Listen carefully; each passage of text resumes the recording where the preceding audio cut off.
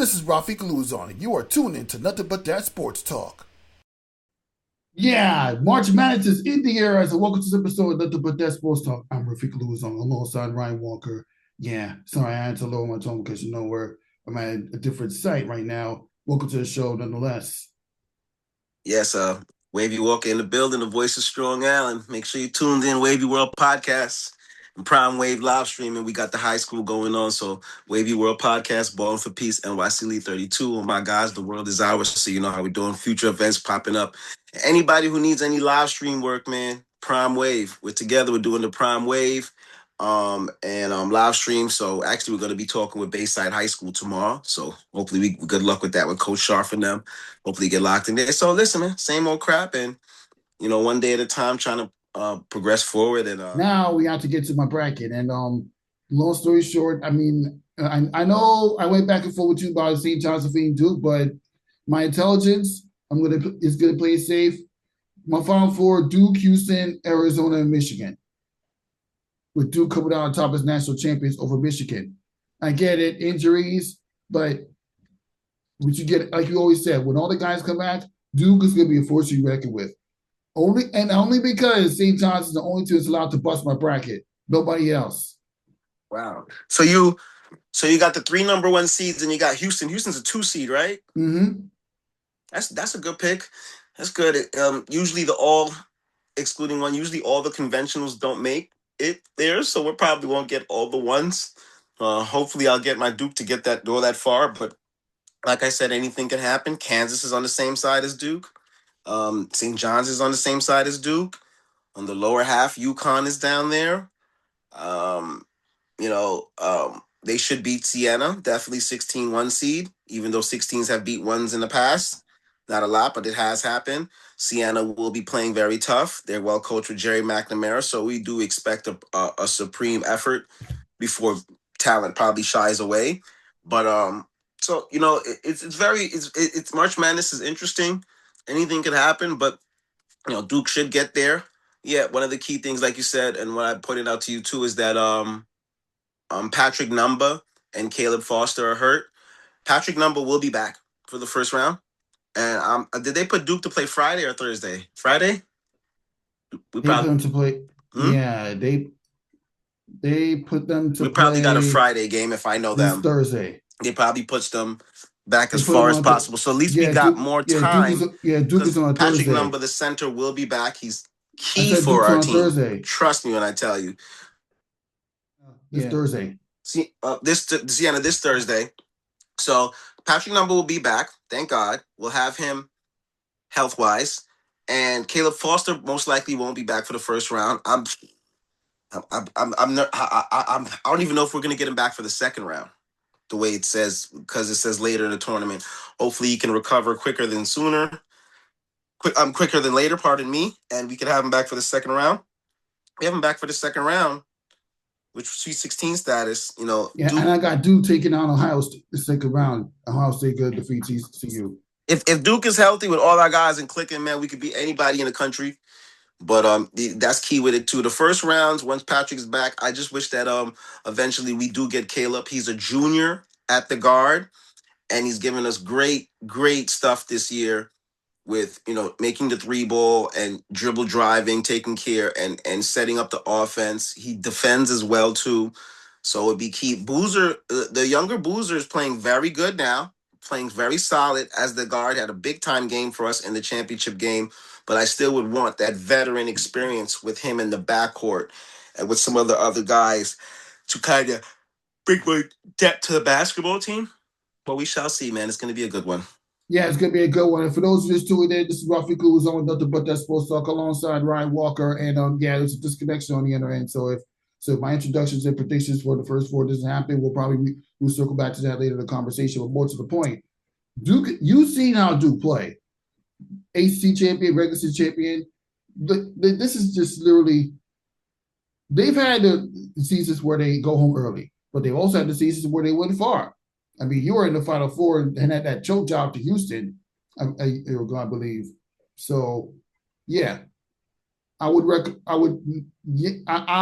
gonna hold on to hope that everything comes to fruition for the Duke Blue Devils. I mean, I want St. John's to beat Duke, but I'm being realistic.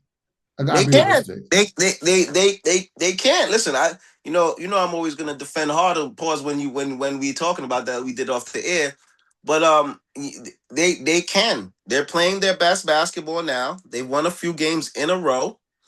Um, they're defending. They're getting good point guard play from Darlin. Zuby's playing amazing basketball as a senior. A lot of awards and accolades he racked up this year in the Big East. Sellers is playing well. They're well coached. They believe. They don't shoot the perimeter three great. That might be still their Achilles heel, but they're capable if are open and in a rhythm. But they do everything else right, and they're confident right now. And so, who's to say that their biggest barrier with St. John's is to me is their first game. And I know a lot of the core guys. The team is different than last year. There are one or two similars, just Zuby and maybe like one other. But Davion Mitchell, Joe Sonsanen, Dylan right. Darlin, Skip to Luma, Darlin, Yeah, Ian Jackson. You there's a can check lot out of good my interviews. faces. You can check out my interview with Ian Jackson on social media. I did see that. Yes, that was super. It's always so different to see Ian without the hair. Every time I see him without the dress, I'm like, is that Ian? So no, they're playing good ball. So and anything can happen in March. But the biggest thing for me for St. John's is not even so much maybe the first game because they won their first game last year. They got to get out the round of 64. They had a tough time in the second game last year. A lot of those core guys are not there, but if they can get past that and exercise that demon, who's to say that as they cannot beat a Duke in the second round, especially if we're not 100% healthy with missing one of our guards. If he's back, who knows too. They still have the capability. Duke would have to play. St. John's does play a very tough physical style of basketball.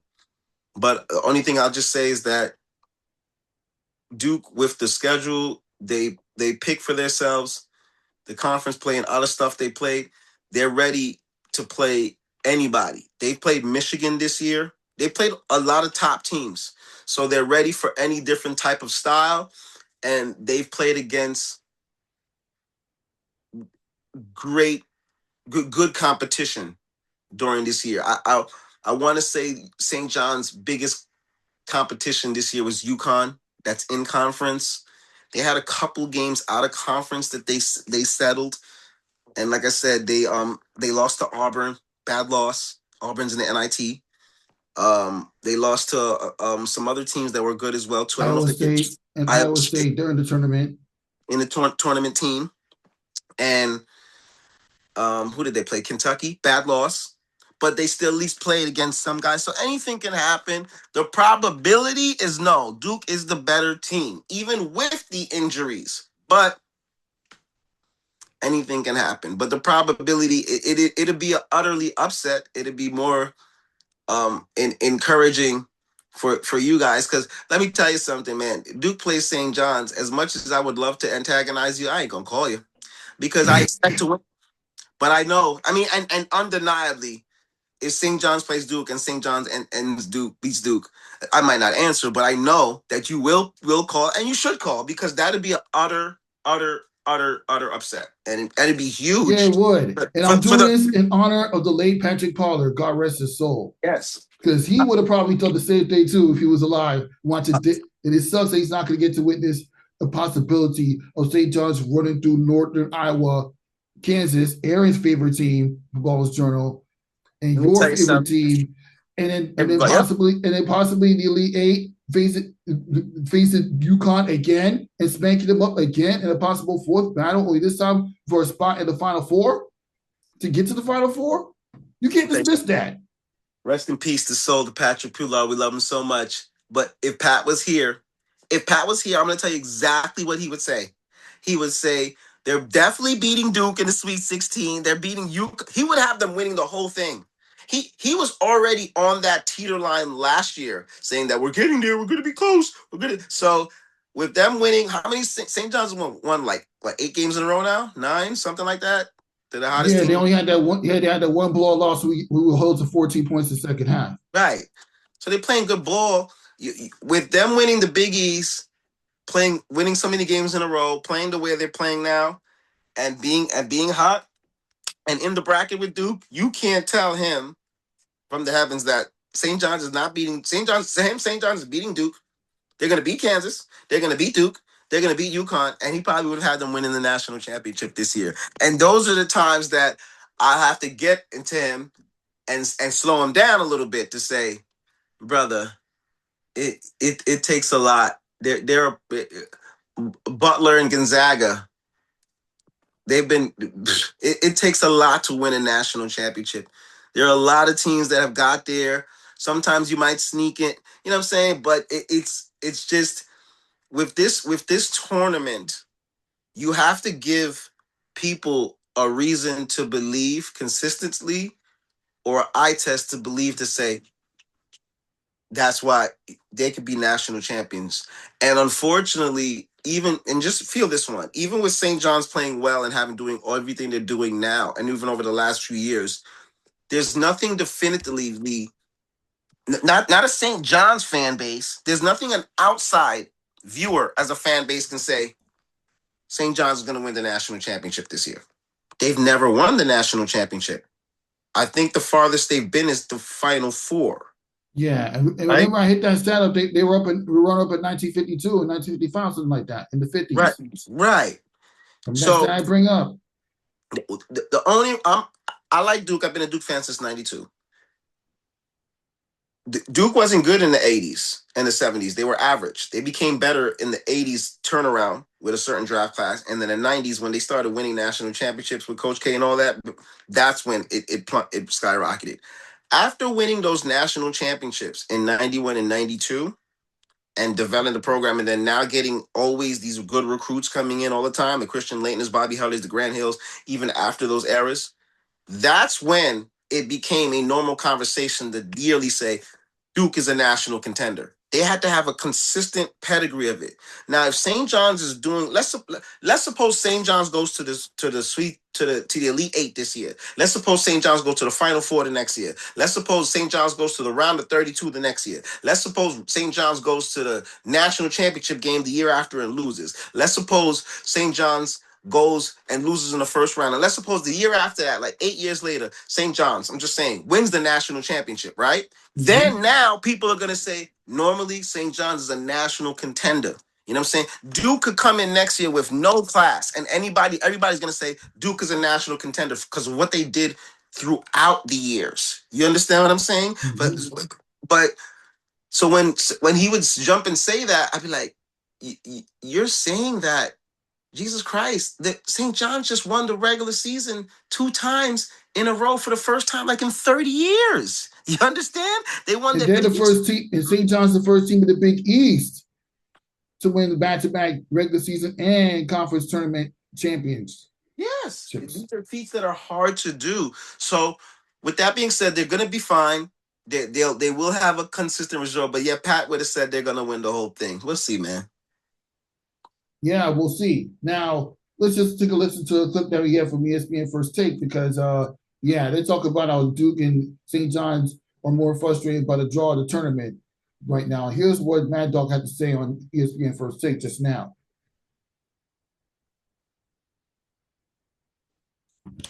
How in the world is St. John's not a top 12, top 15 team? Right now, they're a 5 seed. One game. Well, I mean, they've killed Connecticut, who's a 2 seed. 2 seed. So the team that they beat is a 2 seed, and they beat them 2 out of 3 times. They also won the regular season championship and the postseason tournament. And they didn't beat Connecticut on Saturday night on national television on 6 o'clock. They destroyed them. The game was not competitive. They're 10-0 before you even blinked. And St. John's got the best coach in college basketball in Pitino. Not only that, they send them out to San Diego against that Northern Iowa team, which is a pain in the neck that has a very difficult pace, 363rd with the pace. And then they got to play Kansas. So they're going to play 2 road games. And they're the only, because there's no St. John's fans going up to San Diego. And remember, they are the only team that starts in the East, goes west, and then has to come back east. UCLA is coming east, but they stay here because they're going to play in Washington. St. John's got to go to San Diego and then come all the way back east to play Duke if they win the 2 games. And I'm sorry, Virginia's a 3 seed and St. John's is a 5 seed. If you put St. John's and Virginia up, they played right now, right this second. You think that St. John's is not going to be a favorite in that game? Go ask. They'd be a 5-6 point favorite. Virginia beat nobody.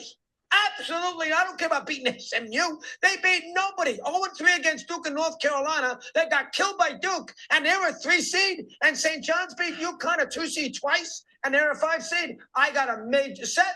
You might be right. You know more about it than me. I got a major problem. First of all, I don't disagree with you that the 5 seed was a little egregious. However, that just speaks to the Big East being weak this year. You got UConn, you've got St. John's, Villanova, who else? Seton Hall didn't have a great year. I mean, they had a better year, of course, but that just speaks to the competitiveness in the Big East. Go ahead, Stephen A.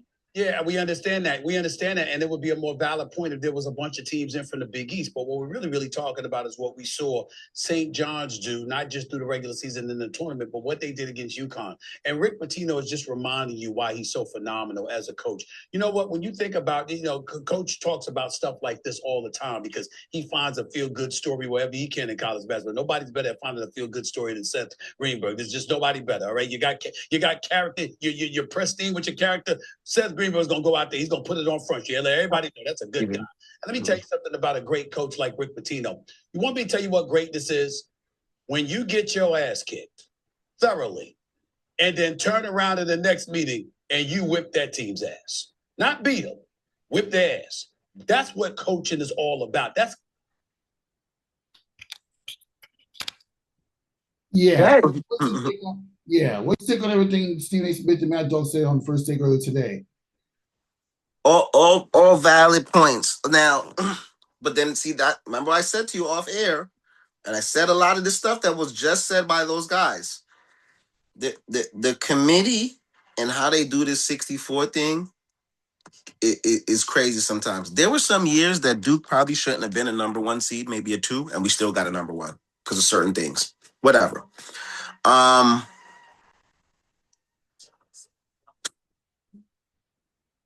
First of all, I'm trying to remember. He's wrong on Virginia. Virginia's better than what he's talking about. Virginia's not crap. Actually, Duke played Virginia in the final, right? Yeah, you did. You beat them. We beat them. And let me tell you something. They have a shot blocking Nigerian who's an absolute headache. He blocked everything. He blocked everything. I know Zuby had 7 and did great. This guy was blocking everything. Virginia played very tough and very, very tough. They're better than what he is saying. If they're not Virginia from 4 or 5 years ago, national championship, that program type of status, but they're better. They're better than what he's saying. Now, second thing with that, they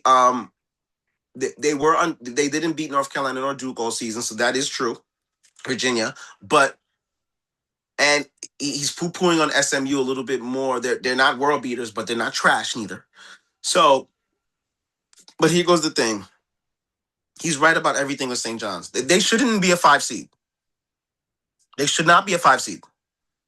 But that is the new love and respect that you got to build up of getting years of consistent of going to the tournament. You understand what I'm saying? Mm-hmm. But Miami, Ohio is 31-1. They're the first 4. You get what I'm saying? Mm-hmm. So if they mad about respect with that, and then here goes the crazy thing. Miami, Ohio, excluding recently in the last 3 years, Miami, Ohio over the last 15, 20 years have had more of an NCAA buzz than St. John's has. Wally Zerbiak took them on a run with Miami, Ohio. That's where Wally Zerbiak went, just in case you didn't know. I know that was a long, long time ago. But he went down the Elite 8, almost Final 4 with them. And they've had tournament appearances here and there. Not every year, but so St. John's just has to develop a consistent rapport because that's why the committee is going to rate like that. And then here goes the biggest underlying reason. And when I said it to you earlier in the year, you would get mad sometimes, but it's the truth. The Big East is down this year. The Big East is not that good. I'm not mad about that, but even the down teams managed to get big wins too. I mean, look. But if you have 4 teams that are above 500. Only 3 of them are really real because Seton Hall was just greatly coached with Shaheen Holloway, and he got the most out of his guys to the best. He's a great coach. So you got 3 competitive teams really in the Big East: St. John's, UConn, Villanova, and Villanova is in a retransformation. You know what I'm saying? The coach been there for 3 years. He's getting them right. He's got a good point guard. So, but let's be serious. St. John's fears nobody in the Big East, not even UConn. They know they're better than UConn. What I told you their problem is, they just can't play UConn at home. If they play UConn in Connecticut, that's when they don't remember how to play. But anywhere else they play, if they play UConn right here across the street from my house, they're going to beat UConn by 30. Okay? Yeah, I saw that the guard. You're talking to a guy that saw that the guard has beat there for that game. So and actually interviewed the players. So, oh yeah, obviously, Russell Berry Jr. and Mark Jackson witnessed that. By the way, shout out to them. Run through the Big East, but who are you playing? You got 7 teams on the Big East that are under 500. Under 500. Creighton, Xavier, Butler. You know, there's many teams that are under 500. So if you got 7 teams in there, you play what? How many conference games do we play? 15? Mm-hmm. Right? So if you play 15 conference games, we might play a UConn twice, maybe a Villanova twice. You don't play everybody twice. And if you play 15 conference games, and let's take away UConn and Villanova twice, right? Mm-hmm. So that's 11 games left. If you play 11 games and you play those 11 games and 7 or 8 of them, you're way better than them and they're under 500, you better get those games. You better get those games. So unfortunately, it's not their fault. The conference was down, and because they dominated in a conference that they were supposed to win, they gave them that 5 seed. Do I think they deserve that? No. If UConn won the Big East, regardless of whether it was down, and if we had them, what did they finish the season as in ranking wise? They finished as a 2 seed. No, well, no, like 1 through 25.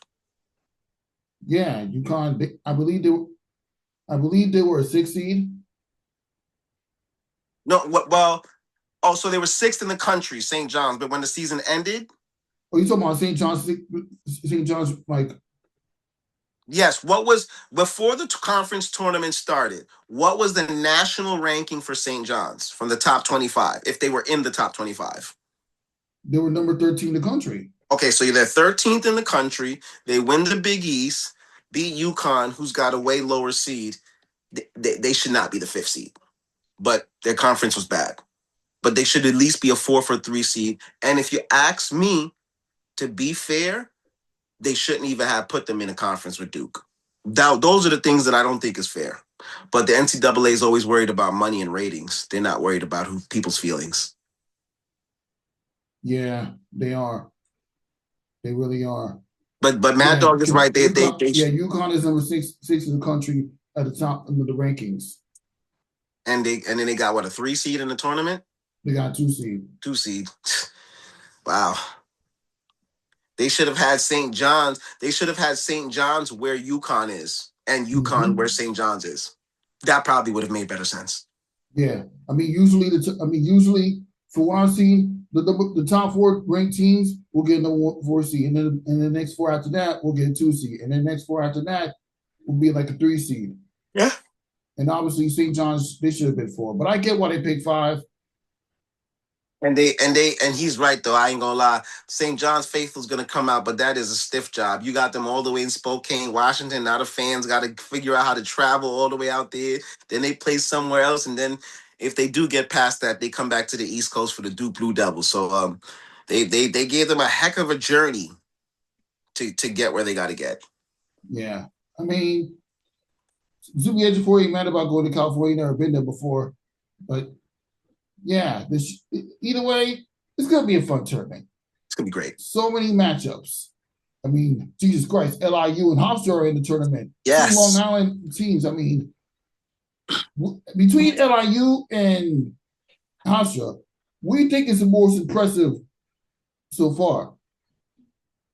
Oh, wow. This one is really difficult. So big shout out to Long Island University, of course, located in Brooklyn, but a Long Island school. But Long Island University is a representation of Brooklyn, Queens, Long Island, and to me, the whole New York too. Even though it's in Brooklyn, and we know the significance of how Kings County, Brooklyn was Kings County, Queens County, Nassau, Suffolk, yeah, Long Island. But great for what LIU's doing. Hofstra, great. Rod Strickland, God bless him, and Speedy Claxton, the jobs they have done down there. I will say slightly, and no knock to my guy, that the LIU accomplishment and with Rod is a little bit above Hofstra. Mm-hmm. I mean, and this is slightly because Rod's been there, 2 years now, or is this his first year? He's been there for 3 years. 3 years, yes. Speedy's been there, I think, about almost the same time. Speedy's been there maybe 4, maybe 5 years at Hofstra. Yeah. But they've been there almost around the same time. I only reason I'll say LIU is because to me it's more. Both conferences only get one bid at large, but it's always Hofstra has always have their name in the basketball conversations. Not saying LIU doesn't, because Charles Jones went there. Charles Jones was an incredible player. Okay, and they had a lot of great times. Even when you was going to school there, like you said, I remember the Blackbirds. That's what I remember. Okay, of course, in that gym, and so I know that little bandbox down there used to have some games inside of that gym. But Hofstra, with Speedy being the coach, and that's not Rod's the coach too. They both are NBA pros. You know what I'm saying? But is Hofstra just had more of a consistent name over the last 15, 20 years of always being in the basketball realms. They would always get to like the conference finals and lose, or the semifinals and lose. So slightly, it's LIU. Great job they did down there. But boy, both of them, the accomplishments for both schools are just unparalleled right now. And look, so it's St. John's, LIU, and what? And Hofstra, are those the only? No, Sienna's New York. So Sienna, we got to Google that eventually. We got to see how many New York State programs are in the NCAA tournament. But I know those are 4 right there. Yeah, actually, you're really correct on all of them. Those are the New York area teams that actually made to the tournament. Wow. And obviously, St. John's is more likely to get a tournament win before being sent home. More likely. Yeah. I mean, also they gotta play Alabama. That's gonna be a tough matchup for them. I mean, maybe people predicting Hofstra to upset Alabama, and I would love for that. And being that my guy in the day Alyssa went there, I would low key want that to happen. But and they got some good kids down there. My man Preston Edmead is having a big time year, freshman of the year. They have Decady down there, Joseph Decady. They have Cruz down there. They have some. Hofstra has some players, man. That team is not just no pushovers. They will come play. They will compete and will fight. My thing with Alabama, if they play them, is they just don't want to get into a running match. You don't want to make it a high scoring, not like Alabama, some high powered offense, but you want to try to keep it less of a run and shoot transition type of game. Keep it in your levels. If Hofstra can keep that score in the 60s or 70s or even mid 50s, they can beat Alabama. But if it becomes an athletic matchup, talent matchup, up and down, that might be a little bit too much for them. So if they get 80s or 90s, I don't want them in that realms. If Hofstra can keep the score under 70, they can beat Alabama. Yeah. And like you said, it all boils down to how early they start. It all boils down. It all boils down to how they handle the pressure of playing the tournament. Because remember, Hofstra has not played the NCAA tournament in a long time. It's not their fault. During the conference, we have to actually win your conference to make it to the tournament. Same thing with LIU. It's like usually, I mean, they end up winning the conference tournament anyway, but they had that automatic bid after getting through right during the semifinals because the team they beat, they're not eligible for a tournament yet, which favors LIU, but at the same time, I would much rather, if you're in a mid-major conference, you have to win the tournament. I don't want to get handed the tournament after win the semifinals. That's what makes it so anticlimactic for me. Yeah. But being that I went there, and you know my history with that school, I am happy for them. I'm happy to see 2 of my 3 schools make it to the tournament. Too bad Fordham couldn't join after losing to George Washington in the NCAA tournament. But I know everything happens for a reason. I know it's a silly way of thinking, but I wish that in the middle of the college season, I wish when it's like the end of January, beginning of February, I wish the smart guys would get together and let's say the big conferences: ACC, Big East, SEC, Big 10, and let's say Big 12. Mm-hmm. I wish they would look at the 5 power conferences or whatever happened to be the 5 power ones that year and say the conferences haven't been good enough, so you guys are not just going to get 4 or 5 teams here.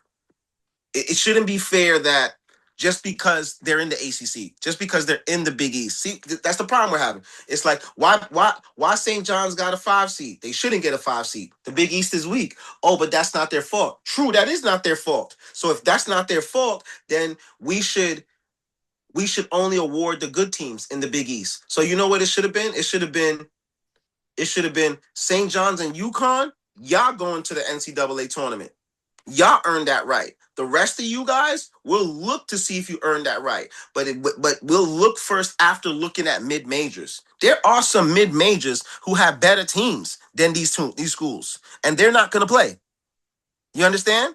Because they don't play in the Big East or the ACC or the SEC or the Big 10 or the Big 12. So it's okay for them to be 18 and 16.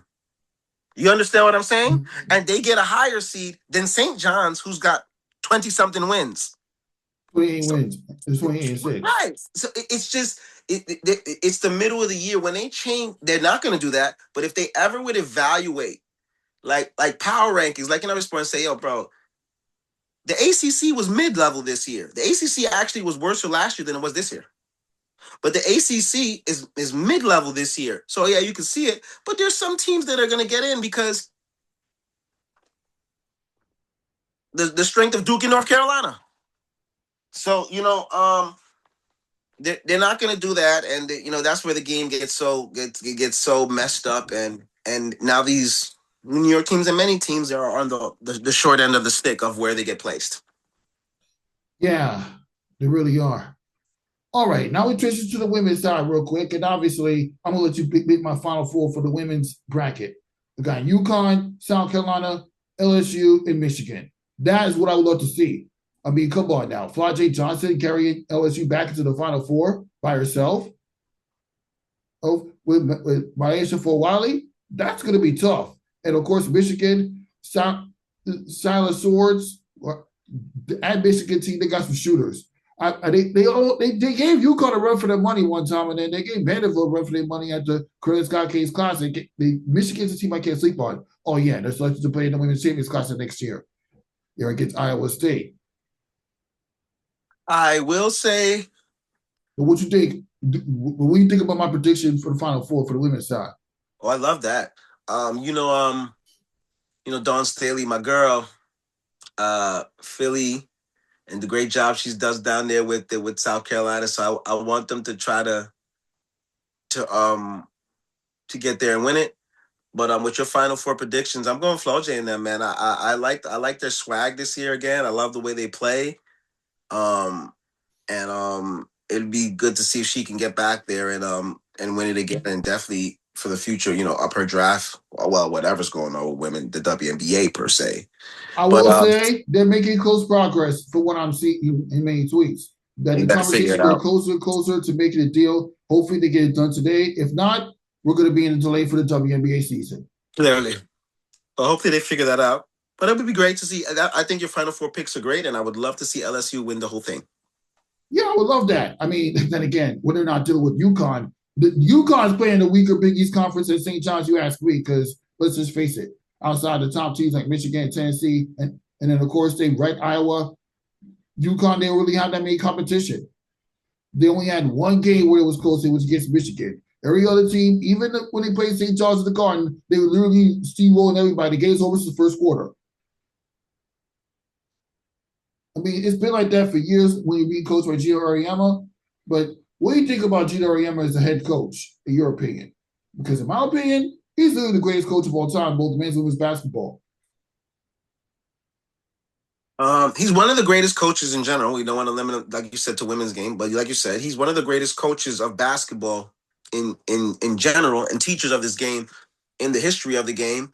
I got a soft bone in my body. Pause for Pat Summitt. That's so you know. I'll never put him ahead of Pat per se. Why would you never put? Never mind. Pat Summitt didn't go undefeated for 4 years in a row. Right, but I mean, listen, Gino statistically is the greatest women's college coach in the history of basketball, without a doubt. Statistically, definitely statistically, and might be the greatest too still. But Kim is not bad. There's a lot of people that are not bad. But with that being said, Gino, okay, definitely statistically, we got to give him that. He's the greatest for that. He's a great coach. There's nothing about that, and that's why even at the beginning I said not just for the women's game. He's a great teacher of the game, and for what he's been doing at UConn for all those years, and impacting players and ladies in the women's game. Having them go through school, graduate, become pros, play overseas, make money, do stuff, get degrees, and play at UConn basketball at a high level. The amount of the pros and everything.